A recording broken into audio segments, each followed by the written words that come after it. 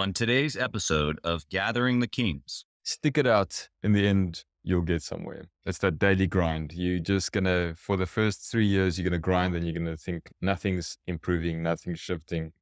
And then it feels like suddenly everything just kicks into place. You are listening to Gathering the Kings with Chaz Wolfe, featuring fellow 7, 8, and even 9-figure business owners who have real battle scars from business and life, but have prevailed as the king that they are designed to be.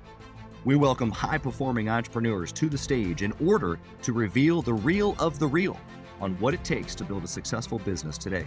We dissect the good and bad decisions they've made along the way that give a true and accurate picture of the journey of success and how you too can get there. Through this dialogue, you will learn the value of growing your network and surrounding yourself with power players and kings like today's guest. Grab your pen and notebook because we're about to dive in. What's up, everybody? I'm Chaz Wolfe, Gathering the Kings podcast. Today I'm back. I've got Barry Kukkuk here on the Kings stage. My brother, Barry, how you doing? Good, thanks. And you, Chaz?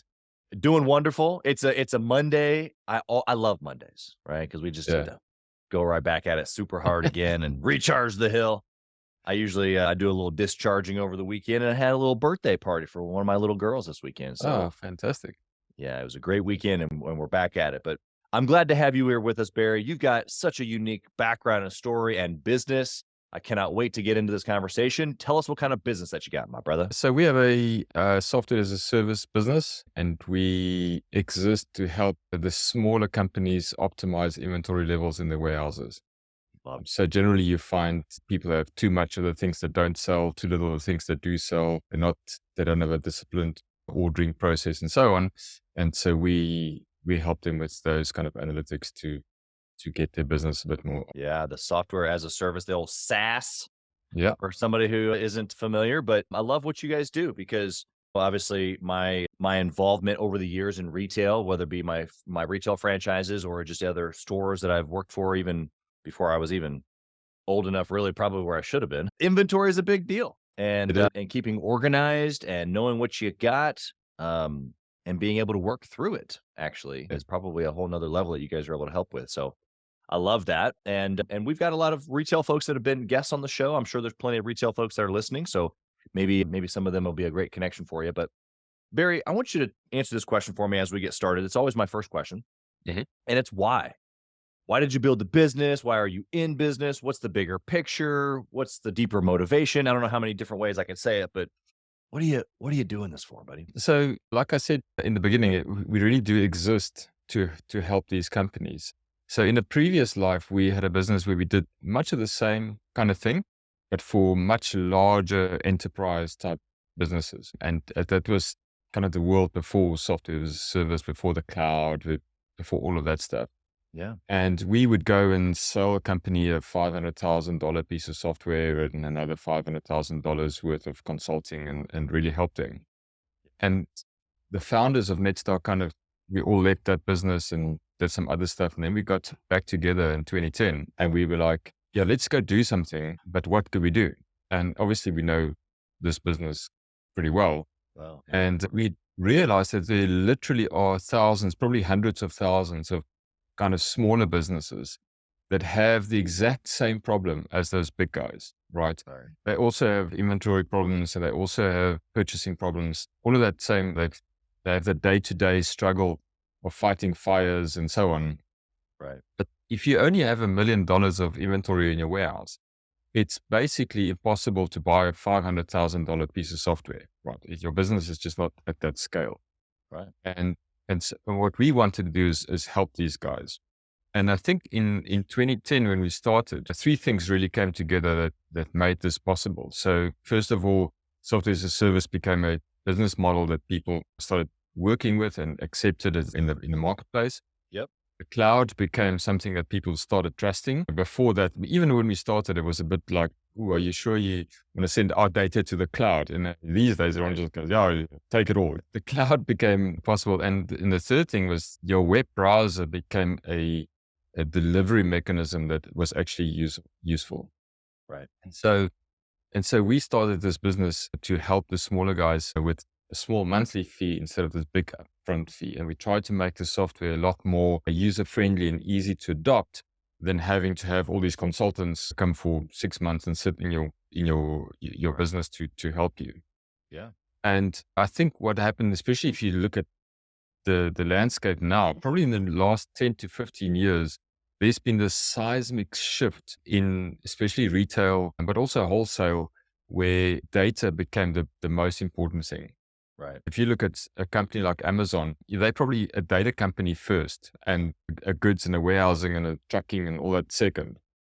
But, Amazon probably employs 10,000 data scientists. And so they have the people who can look through all those masses of data and understand and help them.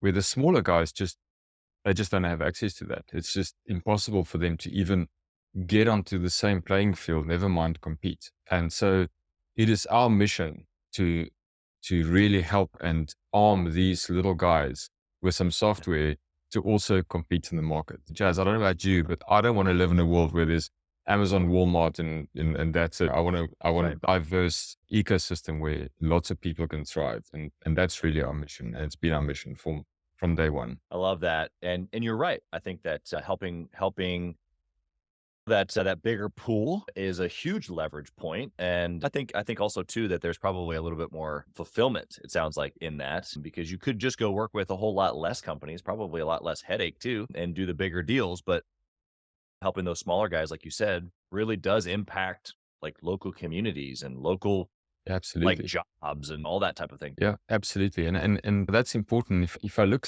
at some of the feedback that we received from our customers, you'll see some of that stuff on our website. If it wasn't for Netstock, I don't think our company would have survived COVID and all the lockdowns. That kind of, that makes you feel like, yes, we're doing this to make a difference. It's not just some job that you do and take a salary check at the end of the month. Yeah. And that's that. So it does make it a lot more fulfilling when there's a small company that can say, without your software, we wouldn't have been there. And how many families are affected by that kind of state? Yeah, exactly. What about for you individually as one of the co-founders and business owner? And I know your fulfillment is attached to the business's fulfillment, but why do you do this every single day? It's interesting. I would say even as a teenager, I was really into tech, and I wanted to do that, nothing else but tinker around with computers and so on. And for me, I found a way to use that curiosity, my curiosity in that, to turn that into a business to do something and to help me. So it's really about the stuff I really enjoy. I mean, I've learned a huge amount about business in the last 13 years since we started Netstock, but I'm still in the tech side of the business, and that's interesting. And how can we leverage the latest technology to help our customers even better? So that's really my contribution to the business is on the tech side. Love that. Well, let's talk about the story here. I mean, I'd love to hear how you and entrepreneurialism kind of combined or combusted, if you will. But obviously, you said you started with a previous company. Just give us a little bit of the story. Yeah. So I don't know how far I should go back, but as a young teenager coming out of high school, I was born in South Africa, was raised in South Africa. And at that time, when I was 18, was the time where apartheid fell, right? So I lived through that whole transition from an apartheid government to a democracy. Yeah. And at the time, everyone suddenly realized, whoa, hang on a sec, we need to fix the injustices of the past. And one of the ways was, in those days, affirmative action, which later became Black economic empowerment and so on. And at that exact time when that started happening and people said, okay, we need to educate the previously disadvantaged people, we need to give them jobs, we need to elevate them into management and so on, was when I was about to go into university. And my parents didn't have a lot of money, and they couldn't afford to send me to university. So, and suddenly all of the bursaries and so on dried up because of the political change in the country. Sure. And so what I did is I started a part-time job, and I started studying part-time and paying for my studies that way. I could still live with my parents, But I had to get a job to do that. So with that kind of background, I realized very quickly that there's not going to be some job handed to me on a platter Right. when I graduate. And my thoughts always started going into, all right, if that's not going to happen, I have to do this for myself, right? Right. And build something or so on. So that's kind of where that entrepreneurial spark in me started. And I think I tried maybe a little bit too early to start businesses, because I think you have to work in a business for a while to understand some part of business before you can start your own, right? Yeah. If you read the email, that's a very a very good summary of, oh yeah, I'm good at this, so let's build a business. And building a business has got almost nothing to do with what you're good Right. at. Right. And so probably started a bit early, but I was always involved with more entrepreneurial people and so on. And then working at this company where we did this software for the big businesses was also a small company. In fact, looking back now, they're much smaller than what Netstock is now. And I fitted in better in those smaller entrepreneurial, Yeah. do what it takes, voice counts kind of business. Right. And yeah, and so that business got bought by a massive kind of enterprise business, and all of us didn't last very long. I think I lasted like 18 months or 2 years, and I was like, no, I can't do it. All Yep, this I'm out. bureaucracy, all that, I can't do that stuff. Yeah. And again, I went out on my own. I did, if you look at Robert Kiyosaki, Rich Dad Poor Dad, the quadrangle, right? So I went into self-employment, which is probably the worst part of that four Yeah. quadrants you can be in. And I did freelance work, and everyone's like, oh, it's amazing. You're your own boss. I'm like, no, I've got 10 bosses because I'm working on 10 projects at the 10 same clients. time. That's right. And unlike a normal boss, these guys can just not pay you. Okay. But I learned a lot of the technologies that we use to start Netstock at that point. So I think I've always been entrepreneurial. It's interesting. I don't think any of my family are entrepreneurial. My dad started at a company, a state-owned company, and retired there 43 years later. One Wow. employer. To me, that blows my mind. How do you stay in one place for 43 years? So I don't know. I'm a bit of an outlier in my family. Yeah. Yeah. Well, I think a lot of entrepreneurs listening probably feel the same way. Yeah. They're the outlier. But what I heard most in your story, honestly, Barry, is that all these pieces kind of lined up to where like maybe individually they were, I mean, somewhat connected, maybe still in the same vein of tech, but like you were here, and then all culminated to like, man, I can use all these things together Yeah. now to not only serve a certain type of business owner, but one that I enjoy in a space that I really like. And guess what? I got to study some great things that are applicable Yeah. for what we get to do now. And so I get to build something that uses all the pieces of my story. And a lot of I think a lot of entrepreneurs have this same thing in their journey. So I guess my question to you, maybe somebody's listening right now and they feel like they're in the midst. Obviously, we're always in a journey, but maybe they haven't reached that point where they're like, okay, I can pull from like 3 or 4 pieces of my history now, put them all together Yeah. and make this offer or do this business, whatever it is. What would you say to that person? So it's like you going back however many years where you didn't quite have all the pieces yet, but you were still putting it together. What would you say to you, or maybe that person listening right now who's not quite there yet? It's interesting. I can't remember who, but I read in a book somewhere that if you can either specialize and be like the top 1% of your field, the best of the best of the best, like an Olympic athlete, which there's only 100 of them in the world and there's 8 billion people. Or you can generalize and be in the top 30% of 2 or 3 different kinds of non-related fields. But if you can combine those 3 things together, you automatically become that 1%. And I think that's kind of what happened for me. It's like always been interested in the tech, landed in the business that did inventory optimization and management, and became quite interested that there's a lot more there than what meets the eye to start off with. And then also spending time with entrepreneurs and building businesses and so on. And I think that point of you can combine 3 different things and make something new that's probably pretty good is a realization where I think often in school or university, the focus is to specialize in one thing. Get your PhD in a very small subsection of something big. And there's nothing wrong with getting a PhD, but that's the kind of focus that they do is focus into a very thin sliver of a niche where that's not the only way to succeed.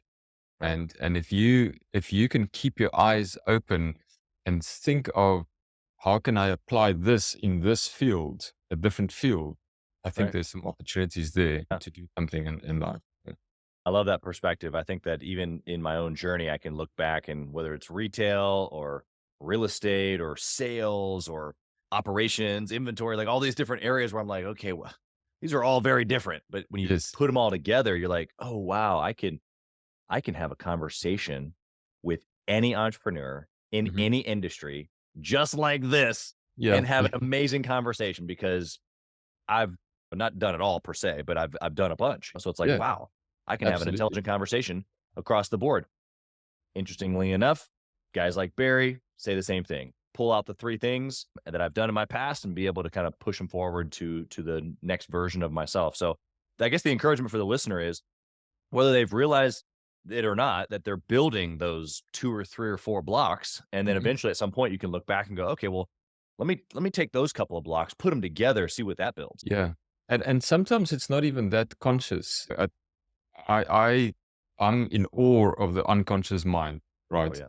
If I go to bed with a problem, I'll wake up with a solution. It's like your mind doesn't stop at night. It just keeps chugging That's right. along until it finds a solution. And for me, it was very much an unconscious mind saying, suddenly coming up with, oh, but if I put this and this together, we can make something else that doesn't exist or doesn't exist in this form. Right. And this might be useful. Look, it could have failed. And there's no there's no guarantees, Yep. but at least you can always attempt to put those things together Yeah. and do that. So it wasn't like a conscious, ooh, I've got these three experiences, let me put them together. And it's kind of, yeah, the unconscious mind, I think is a very fascinating thing. Oh yeah. Yeah. I just spent a little bit of time this past weekend Mhm. with a contact that I made. Actually, he was a guest on my show probably a few, 2, 3, 4 weeks ago. Yeah. But we spent some time together here this past week, and he's a mindset guy. We talked Think and Grow Rich, we talked subconscious mind, we talked autopilot, auto suggestion, all this stuff, which has been a big part of both his and my success. And so I Yeah. think that you're 100% right. We start looking for solutions, whether we realize it or not. Mhm. And so I guess it lines up with exactly what I was just saying to the listener is that whether you realize it or not, you're putting your story together. So that's the encouragement there. Yeah. Barry, I want you to put yourself in a position here. I'm going to ask you some questions practically about decisions, but I want to know if you were to look back of a good decision that you made, something that hinged, and after you made that decision, you can look back and it was like an upward trajectory of success. It doesn't mean that everything was perfect after that, but what was Sure. that one decision practically inside the business that made a big difference? For Netstock, I think the thing that was a vector to success is getting together founders who are were skilled in different disciplines, right? Yeah. So there was me in the tech side of things. There was Tony on the sales side of things, and there was Andy on the operations. And I see too many people, especially in tech, who can build the best thing, probably a world-changing piece of technology, but no one knows about it. No one one can selling sell it. and it goes nowhere. Yeah, that's And right. then you get someone else who builds something that's maybe not that good, but it's well marketed and well sold, and that business takes off. And it's so unfair. But you have to understand that the tech by itself is not enough. And the same thing the other way. So it's no good having the best salesperson in the world, Right. but they've got nothing to sell, right? And it's no good you have a good product and you can sell it, but you can't operationalize it. So for me, I think that was the way that the founders came together was probably one of the best decisions Yeah, that's incredible. at the time. Yeah, and so what's the takeaway for a guy or gal listening right now? Maybe they're a small business, maybe they're a big business, maybe they're already a couple years in, maybe they've had a large amount of success, maybe they haven't. They're still in the building process, but they're hearing what you're saying as far as like the different skill sets. Do they go out and try to find other founders now? Do they try to incorporate other people on their team now? Are they taking personality assessments? Are they looking at experience? Like, how does everything you just say go into them putting it into work? Yeah, that's interesting. I mean, it's you you probably can start the business without all the people, but very soon you're gonna either have to give us away some equity and get a co-founder, or you're gonna have to employ someone to fill that gap pretty quickly. And it's seeing how quickly that becomes important. Right? You can probably build software in a closed room for 6 months, but after that it needs to start getting out, right? Otherwise you're building probably in a direction that no one wants and you need to course correct. So Yeah. it's not long before you need that. But yeah, it's hard to say, oh, do these assessments or personality traits or whatever. This is where I suppose your personal network comes in. If you know someone, or if I know someone who can suggest someone to work with, that's Yeah. far more powerful than even 2 hours of interviews with someone. Oh yeah. Yeah. So yeah, it's probably also about who you know, or about who they know, which is important. Yeah, I think you start taking a look at leverage, right? Not only just the leverage of somebody that you know or someone that you might know, but Yeah. what is it that their skill sets or their leverage or their network brings to the table? Yeah. How can that be beneficial? I think even just inside of our Gathering the Kings mastermind, I can think of 4 or 5 or 6 collaborations. There's a couple of real estate guys across the country that are building a brokerage in a different state together. And Oh, wow. there's a couple of guys that I'm doing some deals with here in the Midwest. There's a couple of guys that I'm doing some projects, some real estate projects with. It's like there's a guy up in Minnesota that needs a huge water feature for a big development that he's doing, and he's hiring the big water feature guy that's in our group from Colorado. So it's like, Yeah. to your point, whether it's an actual partnership with equity or you're just collaborating with the right people, you start looking at who is the right fit. And I think that you hit it right on the head is you start looking into your network. And of course you can interview, and I would highly suggest that building a team. But when you start looking into your network, you can really quickly, if you've been building a network and you've been serving and adding value to people around you, there's typically some hands that go up that maybe want to do a deal with you. Yeah. And it's interesting. It also comes back to that thing we talked about earlier, where you have different mindsets coming together to build something. Right. Same with your network. You don't necessarily have to go, I don't have to go, Chaz, do you know someone who can be a CFO for me? I can just tell you about my business, and then Right. something in your mind clicks and goes, I'm sure you need this CFO, and I just have the right person. So it's That's right. very much, it's not as direct as, please help me out. It's like talking about, stuff with other people also makes their mind mature a little bit, that unconscious part. Yeah, 100%. I love what you just said because whether you realize it or not, you're like marketing, gathering the kings for me, which is great. I love it because this is exactly why I started it. In all seriousness, Yeah. the actual mastermind or the subconscious of getting together with 2 or 3 or 20 or 30 other people Mhm. and being able to throw up a situation, right? Because Yeah. again, Barry, you guys like you and I, guys at 7 and 8 figures, it's not like I really need you to tell me what to do. Although sometimes that's helpful. Sometimes there's things that you practically know that I don't, and that's super helpful to be able to Sure. pass back and forth. Sure. However, the more important or the more powerful leverage is if I can get in a room with a guy that from tech and a guy from construction and a guy from real estate and a guy from whatever industry, and I Mhm. throw up a situation and I get these little counterparts and I go, that's really interesting. And then I can go back and start architecting culture inside of my own business based on all these experiences. It's like, wow, that's not in a book somewhere. You can't find that type of value in a book. Am I No, right? absolutely not. Yeah, it's a whole nother level of, like you said, it's almost like a hive mind Yes. that you can tap into. And if you can just be part of that, like the Borg in Star Trek, everyone's connected. That's right.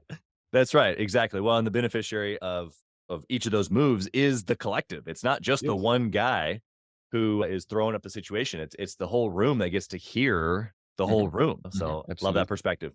What about, Barry, a bad decision? Something that you did, face on the palm, can't believe I did that. I would never do it again. We can learn from it. What is that? I think I'm going to go back to that founder story. I think we took too long to bring a marketer on board. Mhm. So we were good at sales and we had some network and that kind of thing. And But marketing I think was a blind spot for us, right? And if you think about it, yes, if you can't sell the product, you're not going to get any revenue. But if no one knows about it, or you can't generate some interest in it, Yeah. then you can have the best sales team sitting there doing nothing because who they're going to sell to, right? So That's right. I think we could have gotten a marketing department, even just one or two people, up years before we actually did. And I think that would have been really beneficial to us.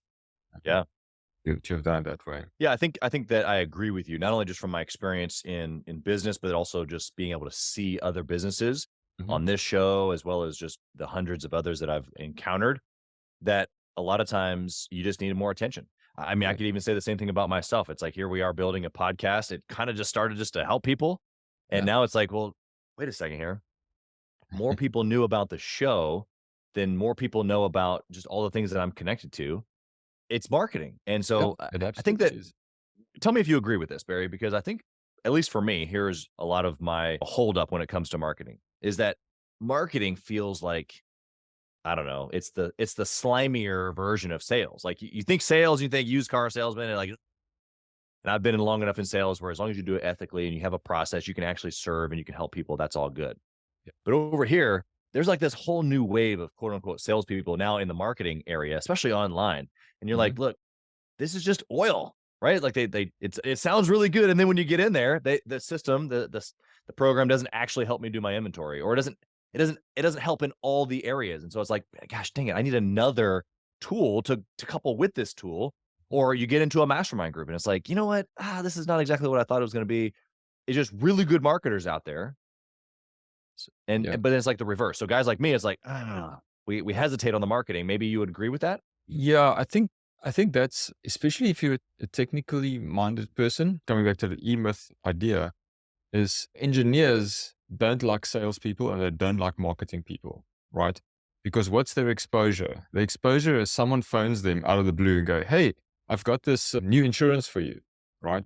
They go, "Oh, please just block, leave me alone. I hate these people."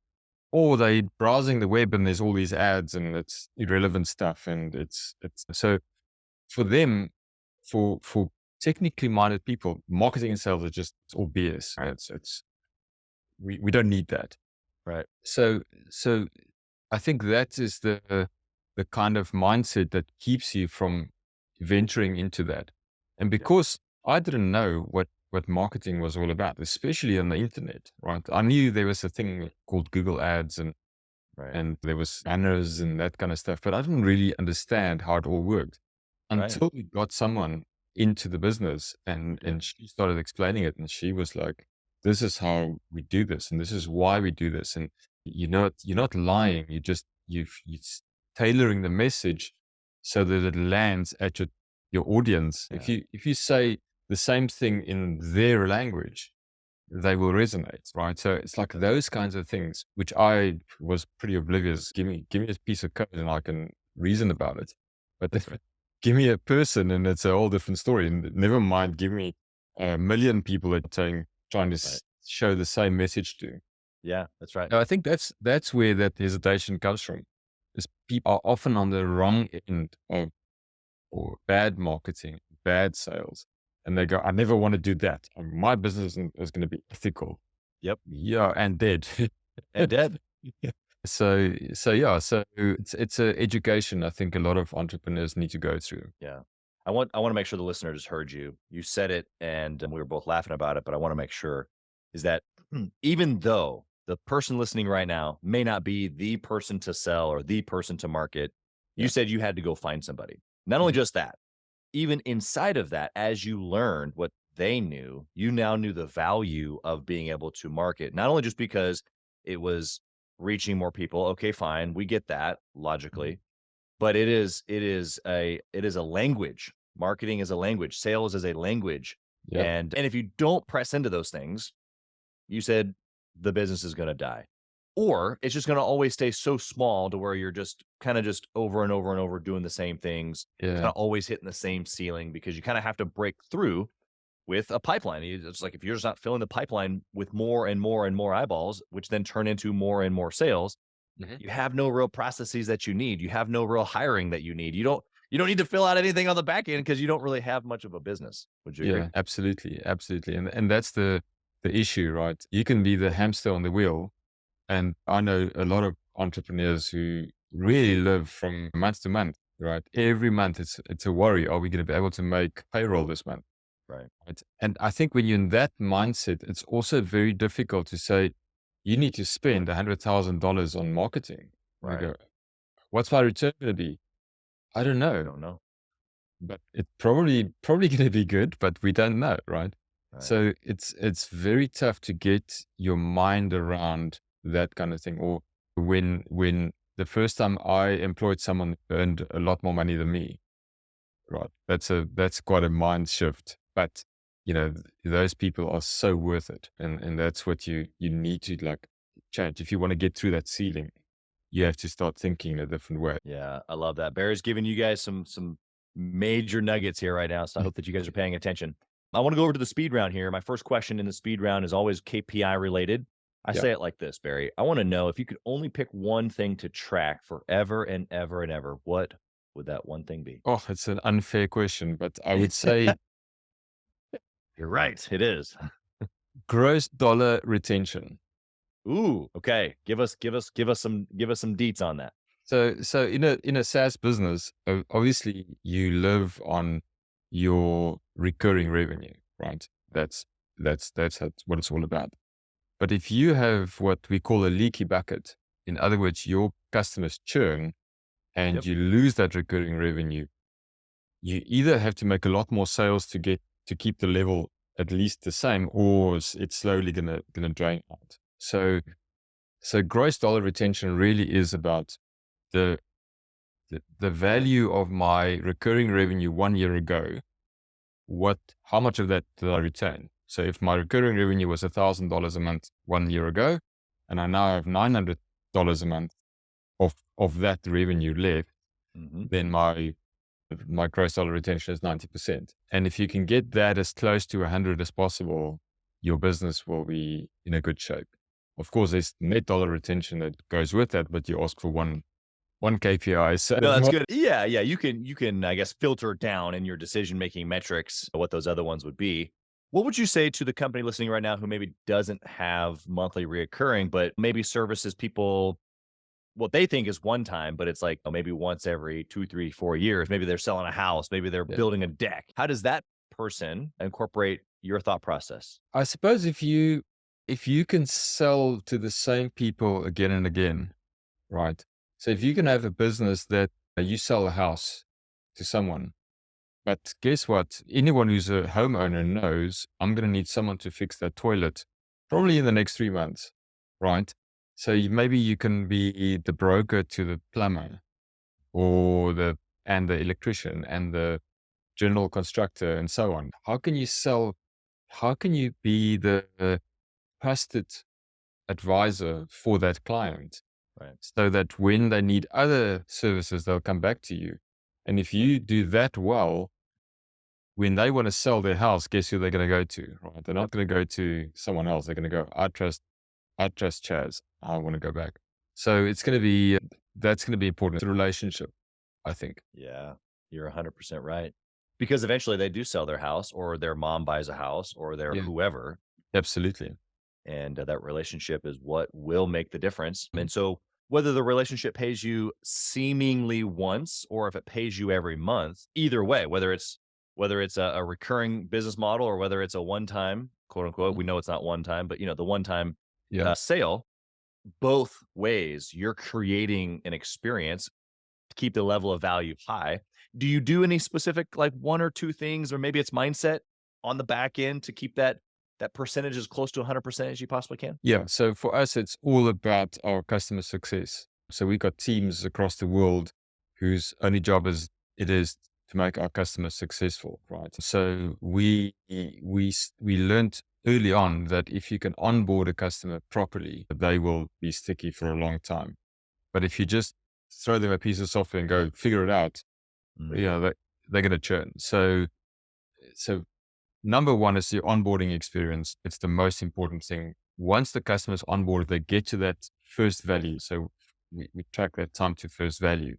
When they get to that first value, that's important. And that's when we add more value than we ask them to pay us on a monthly basis. That's right. After that, it's the general support. And then kind of coming later on is professional services. So what happens in our business is people start using the software, they start getting some benefits, and then they ask the bigger question. So, okay, I've got the general stuff under control, Right. but should I open another warehouse, or is it advisable to add another product line to my business or something like that? Sure. And that's where they will come back to us, because we've seen this with thousands of customers, and we have far more experience than one person can have. And so professional services come back. And if you can give them good professional services, if you can onboard them properly, give them support, and then obviously your product needs to be updated and stay relevant and so on, then your customers stay. We have to earn our customers' business every month, or some of them once a year, but most of them every month. So yeah, we work hard at that. Yeah, I think that the obsession around the client journey or the customer experience is what has made a lot of companies great. And so I appreciate your highlight to that. What book or resource would you recommend, Barry, for a business trying to grow? Good to great. Do whatever to becoming a bit more systemized. That's how you're going to grow. You're not going to grow by treating everything as a new challenge. You're going to grow by finding the challenges that are common and making a system out of that to automatically, those things must happen. Like the marketing must produce leads every day. The sales guys must have this process and so on. So that's, some good insights there. And in the beginning, it was the E-Myth and rich dad, poor dad when I was a teenager and all of that kind of stuff. But to grow, there's another mindset that you need to start getting into. Yeah, I love that. Love the difference in thinking as well, because you're 100% right. What do you think about intentionally networking or masterminding with other entrepreneurs? It's something I've done quite a bit in the past, especially in South Africa. And I think that like we spoke about earlier, it's not about, to me, it feels a little bit like intentional. It feels a bit like, what can you do for me? And I'm only going to speak to the people who look like they will be beneficial, right? Right. In networking specifically, I assume you. Yeah. But I mean, it's more about just gathering around people on the same kind of level as you, because that's also the other thing. If you're an entrepreneur, you're doing, your business is starting to do well, it becomes quite lonely, right? You can't talk about certain things with your staff because they're just not at that level. And there's fewer people in your circle, your family circle, friend circle, who have those same kinds of problems. So speaking to other entrepreneurs or other business owners or CEOs or whatever, you can talk about stuff that they can relate to, which is really useful. But it's almost the unintentional consequences of talking to people. Like I said, if someone hears something, and then when they have a problem, or they know they get, someone else in their network, they all talk to you, or you talk to them, or that kind of thing. So I think I think it's hugely beneficial. Hugely. Yeah, understood. Okay. Got a question for you around family. And there's this story that we tell ourselves as entrepreneurs that we got to be all in. And I think we all are, right? Like, that's why we're successful. But how do you go all in on business and family at the same time? It's probably one of the toughest things you'll do in your life. It's I'm not going to lie, it's not easy. So what I'm absolutely incredibly privileged is to have a wife that really supports me, right? Yeah. There's no ways I could have done this without her support. There's just no way. And luckily she's also quite entrepreneurial, and she doesn't do a 9-to-5 job and so on. So when I jump at 8 p.m. and I run to my computer because something just, and I start doing, gotta hurry up quick, write it down. Yes. She's not all about, no, come back to the family. You must play more Scrabble. It's like she gets it. So it's, and we very open communications, and we talk about stuff, and it's great because I can talk to her about, oh, today was so hard and this and that happened, and she will listen, or she will give advice or feedback or whatever. And that's really important to have that. And in the beginning of the business, whenever we went somewhere on holiday as a family, my laptop went with me, and I would check emails every morning, and I would reply and do whatever I needed to, and then spend time with the family. Right.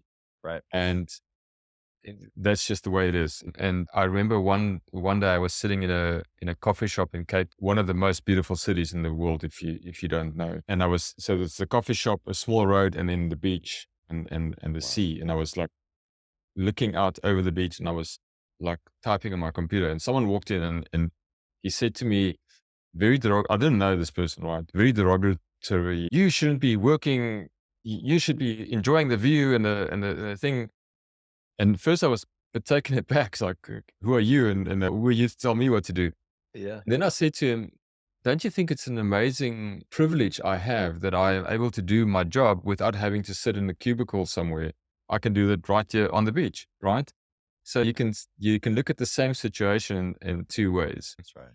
And that's important for that balance. You can either say, oh, you have to take your laptop to vacation, or you can say, isn't it amazing we can actually be on vacation even if you have to do a few emails in the morning, you're not stuck in an office. So that's a kind of a mindset change that you need to do. And so my daughter's a swimmer, and especially in primary school, in beginning of high school, in swimming season, every week is a swim meet, right? That's right. And I don't know if you've ever been to a swim meet, but it's like sit there for 6 hours to watch your kids swim for 3 minutes, right? Yep. But It's like a track meet. yeah, it's the same thing, right? So it's important. It was important for me to do that. So it's like the one thing that I could do and show her that I'm there for her, and so on. She's now a teenager and she doesn't want to be anywhere near school, and that's fine. But I think you can. I don't think this balance is very easy to achieve or should be achieved. Right. But there's a way that you can still incorporate both parts of your life into one, and it really helps to have a supportive family, especially a partner. Yeah. I love that. I couldn't agree with you more. I got one last question here for you, Barry. If you could whisper in the younger Barry's ear, what would you say? Stick it out. In the end, you'll get somewhere. It's that daily grind. You just gonna, for the first 3 years, you're gonna grind, and you're gonna think nothing's improving, nothing's shifting. And then it feels like suddenly everything just kicks into place. Don't give Such a good word. Barry, how can the listener find you? Number one, if they are first off, tell us maybe the lane of business that you service best. That way they can find you and get you your software as a service. And then also tell us where we can find you if we want to just pick your brain and have a business conversation. Absolutely. So we really help distributors, importers, that kind of thing, retailers, and light manufacturing or kitting, that kind of thing. So if you buy a few things, put it together as a kit and then sell it, those are the kinds of businesses. Obviously, if you have some inventory, if you only have 10 items, we're probably not going to help you that much. You can do it on Excel, but if you have a few thousand SKUs and things become a bit more difficult and you need to do some forecasting and understanding, we can really help you with that. So yeah, retailers, distributors, and light manufacturers. The best place to get me is on LinkedIn, and don't email me. It's email. That's just It's a waste. bad. It's a disaster zone. My email inbox. I don't know how people do inbox zero. I'll never be able to get there. Or you can tweet me or go to our website and to get in contact there. Love it. Well, Barry, we'll put all that in the show notes for the listener to be able to connect with you, but also if you are one of the listed businesses, for sure reach out to Barry. I've been in businesses of my own as well as worked for other companies that don't have inventory management solutions, and you want to talk about probably an instant value. So definitely link up with Barry if that makes sense. You've been incredible today, like just honest and just gave us some really great feedback. I love the answers about family. You are someone worth knowing, and just spending a little bit of time with you here today. It was incredible. So Barry, blessings to you, your family, your teams, everything that you put your hand to here in 23. Thank you for being here. Thank you, Chaz. I really appreciate that. And thank you for your time. Thank you for listening to Gathering the Kings today. I hope that you were able to pull out a few nuggets to go apply into your business right away. More importantly, though, I hope that you're realizing that it takes more to be successful than just being by yourself, doing it all on your own, carrying the weight all by yourself. What I have realized, not only in my own journey from multiple businesses and multiple different industries, and now interviewing literally over 200 or 300 other very successful 7, 8, and 9-figure business owners, is that it's tough to do it alone. And so Gathering the Kings literally exists to bring together successful entrepreneurs. In fact, we are putting together 1,000 kings, specifically who are grateful but not done.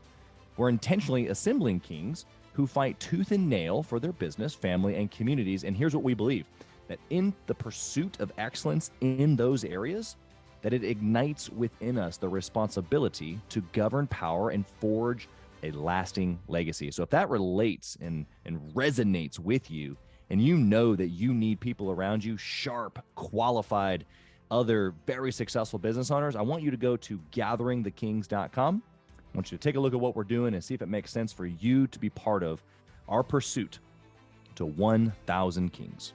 Talk soon.